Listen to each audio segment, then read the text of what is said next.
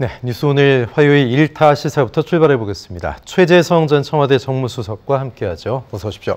안녕하세요. 네, 지금 리포트 보신 것처럼 6번째 검찰 출석에 이재명 대표가 나왔습니다. 2시간쯤 조사받고 있는데, 자, 이번 주쯤에 영장 청구, 그리고 다음 주쯤에 체포동의안 표결, 뭐 이런 스케줄일 거다 예측이 되고 있는데, 그야말로 운명의 시간을 보내고 있군요. 그렇습니다. 제가 누차 좀 말씀을 드렸듯이 지금 검찰이 정치적인 스케줄로 소환도 하고 또 체포동의안 수순도 밟고 있다고 보여지거든요. 쌍방울 수사가 처음에 어떻게 됐어요? 변호사비 대납으로 한 거거든요. 그거는 온데간데 없어졌어요. 그리고 이제 대북송금 의혹으로 지금 종목이 또 바뀌었습니다. 근데 변호사비 대납 의혹을 가지고 처음에 쌍방울을 압수수색한 게 1년 3개월 전이에요. 1년 3개월 동안 뭐 했어요? 그 다음에 김성태 쌍방울 회장이 귀국한 지가 8개월이 됐어요. 그리고 8월 달에 영장 청구 안 하고 9월 달에 국회 열리면 체포동의안을 해야 되니까, 그래서 이게 정치적인 스케줄로 검찰이 갖고 가고 있다. 이것을 저는 개인적으로는 의심할 수밖에 없고요. 이재명 대표가 단식이 뭐 방탄이다, 방탄용이다, 뭐 이렇게 얘기를 하는데, 쭉 말씀드렸지만 검찰이 수사를 오래전부터 했기 때문에 납득이 안 가는 거예요. 그래서 방탄용이 아니다라는 말씀을 드릴 수밖에 없고요. 단식 13일째인데 멈추지 않을 것 같아요, 이재명 대표가. 그리고 검찰 조사 오늘 6번째인데요. 뭐 감당을 이재명 대표가 할 수밖에 없는 그런 상황이 아닌가 싶습니다. 예. 지금 화면에도 이재명 대표 뭐 발언이 나왔습니다만 말도 좀 느려지고 좀 힘들어 보이는데, 어쨌든 지난 9일 출석되는 조서의 서명 날인을 하지 않아서 또 이것이 어떤 의미냐, 일부러 이 대표 측이 시간을 좀 끌게 하는 거 아니냐, 뭐 이런 전망도 있었는데 오늘은 어떨까 싶고요. 어떻게 보세요? 저는 시간을 끌어서 정기국회가 12월 초까지 아닙니까? 그러면은 서명 날인 안에서 시간 끈다는 그런 일부의 그런 이 보도나 이런 문제 제기, 이런 것들은 납득할 수가 없어요. 이게 뭐 임시국회 뭐 한 달짜리면은 몰라도 지금 12월 초까지 정기국회를 하잖아요. 그러니까 체포동의안은 언제고 올릴 수가 있는 거예요. 그래서 서명 날인을 안 했다는 것을 일종의 이제 이재명 대표의 나름의 전술로 그렇게 해석하는 거는 매우 무리가 있는 게 아닌가 싶습니다. 그러면 이 대표가 서명 날인을 안 했다라는 거는 부당한 조사에 대한 어떤 항의의 그런 표현 정도다, 그렇게 보시는 건가요? 저는 그 서명 날인은 안 할 리가 없거든요. 그런데 안 했다는 것은 이재명 대표 말씀대로 본인 진술 내용이 많이 누락이 됐다는 거 아니에요? 그러니까 그거는 당연히 그것에 대해서 당사자가 확인을 해주는 게 서명 날인인데 할 수가 없었던 거죠. 그러면은 다른 이유가 있나? 말씀드렸다시피 발견되지가 않아요. 저것을 소위 이제 지연 작전이라 그러는데 저거 언제까지 지연 작전을 해요? 3개월 남았단 말이에요, 정기국회가. 지금 단식이 13일째인데 이재명 대표의 단식, 검찰 입장에서도 한 사람의 이제 건강 문제가 결부되어 있기 때문에 상당히 부담스러울 수밖에 없을 것 같아요. 어떻게 보십니까? 윤석열 대통령도 그렇고 검찰도 그렇고요. 그야말로 야당 대표가 죽어나가라는 그런 얘기 아닌가요?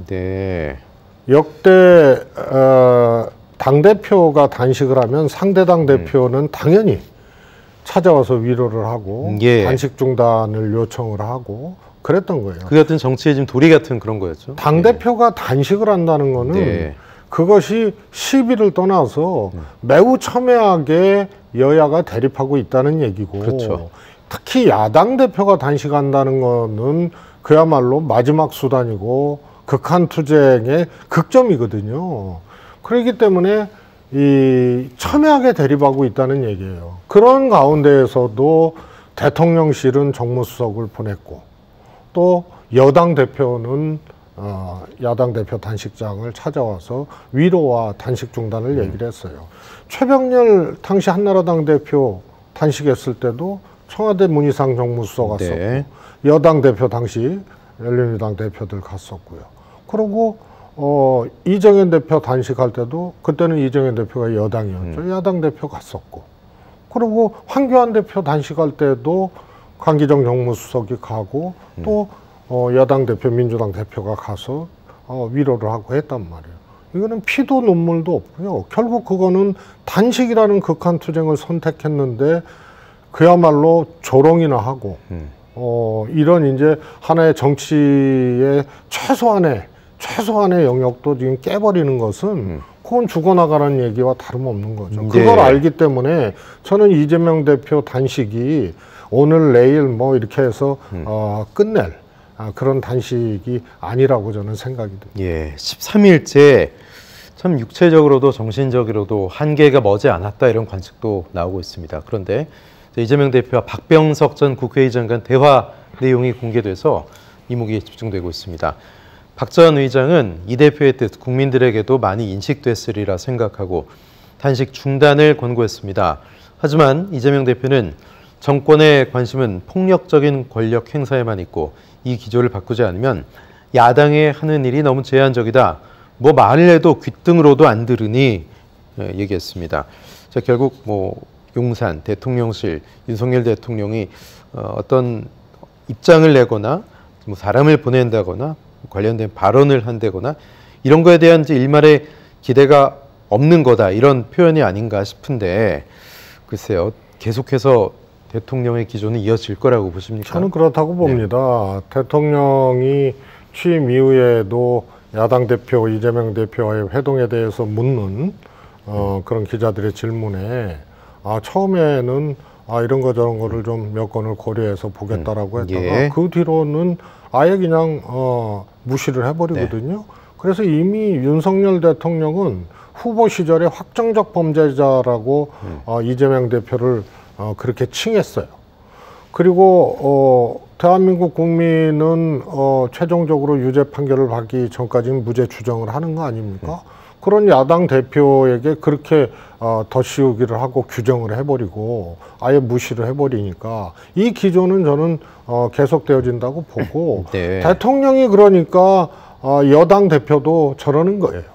그리고 정치는 없어지고 실종되고 국민들만 피곤하고 손해를 보는 거죠. 예. 그런데 윤석열 대통령이 저렇게 대응을 하는 게 과연 본인한테 정말 도움이 된다고 생각하고 여론에도 도움이 된다라고 믿는 걸까요? 그런 확신이 있는 걸까요? 지금은 권력이 하늘을 찌르죠. 네. 그리고 윤석열 대통령은 일종의 이제 정치적 경험 혹은 정치적 도의, 최소한의 금도 이런 것을 네. 모르거나 경험하지 못한 분이에요. 그리고 굉장히 저돌적이잖아요.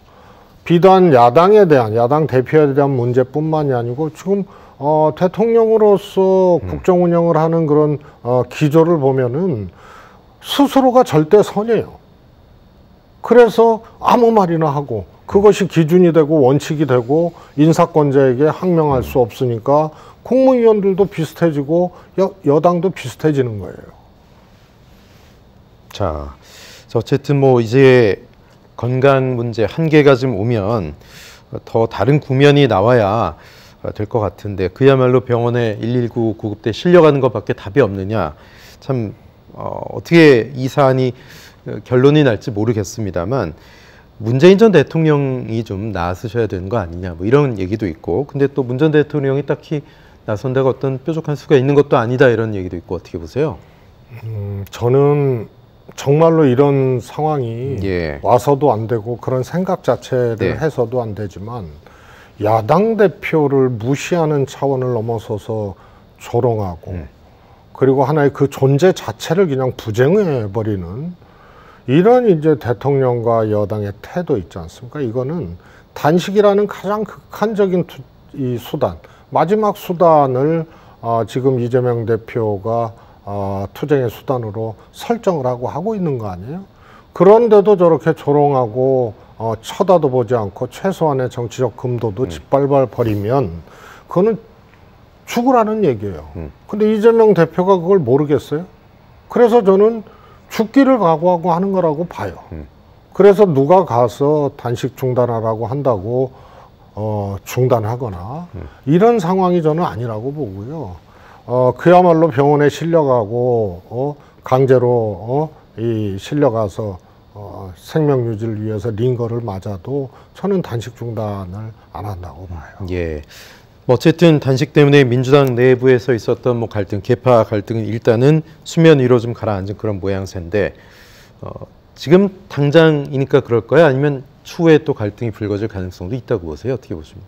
어떤 갈등이요? 그 민주당 내 어떤 계파 갈등, 친명과 비명 간의 이런 부분들 지금은 좀 녹아내리는 그런 모습이잖아요. 저는 저 야당 대표 단식 와중에 예. 다른 얘기를 하기가 참 어렵죠. 네네. 그러나 여전히 민주당은 해결해야 될 그런 당내 숙제들이 있거든요. 예. 제일 큰 게 이재명 대표의 사법 리스크라고 네. 칭해지는 그런 거거든요. 이 문제만 없으면 아무 문제가 안 돼요. 네. 그러면 리더십 문제가 남는 거거든요. 그래서 사법 리스크 문제와 이재명 대표의 총선을 끌고 가고 돌파할 수 있는 리더십이 있느냐, 이 문제는 같은 것 같으면서도 좀 종목이 다른 거죠. 네. 그런데 사법 리스크 문제는 아마 이재명 대표가 정면 돌파할 겁니다. 그래서 피해가는 인상, 방탄하는 인상 이런 것을 저는 안 줄이라고 봐요. 이미 선언을 하셨고, 그리고 단식이라는 극한투쟁을 선택을 했는데 저것이 얼마나 힘들고 어려운 싸움이에요. 그런데 이것이 결국은 자신이 사법 리스크를 피해 나가기 위한 수단으로 작동했다는 게 머지않은 훗날에 이게 입증이 되면 그 이재명 대표한테는 더 타격인 거예요. 네. 그래서 이미 단식은 정면 돌파를 의미하고 그냥 고난의 길을 건건일척의 심정으로 가겠다는 그런 사인이고요. 네. 그러면은 그 여부에 따라서 민주당 갈등의 운명이라든가 향방들이 저는 나타난다고 봅니다. 예, 이른바 개딸들, 이 대표 지지자들이 단식 중단 조건 4가지를 걸고 있는데 이건 어떻게 보셨어요? 뭐 안타까운 마음 때문에 이러는 것 같은데. 저는 뭐 제 일종의 이제 기준이기도 하지만요. 네. 개딸이라고 칭해지는 분들이 뭐죠? 대부분이 당원이자 지지자고요. 그렇죠. 개인적으로는 정치인 이재명에 대한 일종의 아주 강력한 지지자들이거든요. 팬덤이죠. 예. 그런데 그분들이 정치인이 아니잖아요. 그래서 지지자들의 스펙트럼은 다양해요. 민주당에도 온건적인 지지자들이 있고, 그다음 진보적인 지지자들이 있고, 이재명 대표에 대한 지지도 또 이 색깔들이 또 다르죠, 컬러들이. 네. 그래서 그건 지지자의 그냥 목소리로, 지지자의 주장으로 그렇게 해서 챙겨들을 부분이 있으면 챙겨 듣고, 그렇지 않고 도저히 안 되겠다 그러면 안 하면 되는 것이에요. 그래서 개딸들이 마치 한국 정치에, 특히 야당 정치에 하나의 그 주력인 것처럼, 결정권자인 것처럼 그렇게 간주하는 거는 오히려 그런 정치인은 저는 정치인의 자격이 의심된다고 봐요. 알겠습니다.